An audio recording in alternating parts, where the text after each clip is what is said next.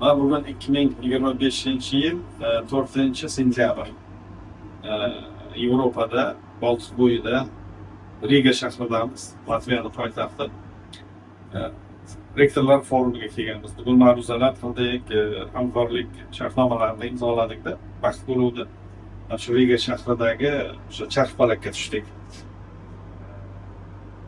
2 kunda juda katta xulosalar qildik. Tabiati, bu yerdagi sharoit.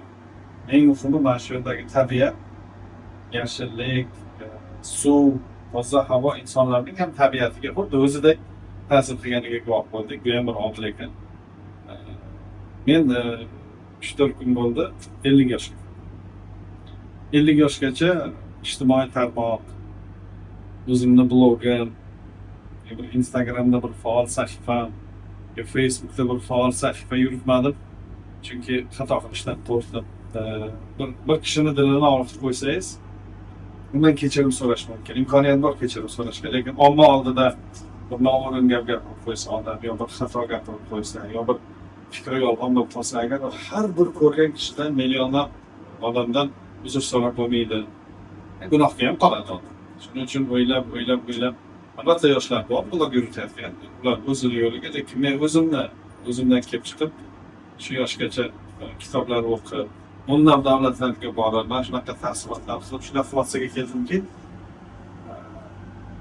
hozir mana shu haqida bir kitob yozsak, buni qancha odam o'qiydi? Hozir yoshlarni toqati qanchalik kitob o'qishga yetyapti. Shuning uchun yoshlarni tanqiddan ko'ra yoshlarga kontent berishni o'ylab ko'ryapman hozir. Qaytgandan keyin mana shu yerda paydo bo'ldi. Bu balki o'zimizda borsam so'rab qolar g'oya. Lekin bu yerda paydo bo'ldi. Talabalarimizga, yoshlarimizga, ota-onalarga, jamiyatga oila haqida, jamiyat haqida, tarbiya haqida, ilm haqida, hayotga munosabat haqida, xorijda o'qib vataniga xizmat qilish haqida shuncha o'qigan kitoblarimiz, mana shunday yurgan davlatlarimizdan olgan tajribalarimizni o'rtoqlashmoqchiman. Shu g'oya keldi hozir, shu Latviya, Riga shahri osmonida shu g'oya keldida, bular yozyapmiz shuni. Menimcha qog'ozlari yaxshi eshitsa kerak. Xudo xolasa shunday niyat bo'ldi. Bo'ladi. Rahmat.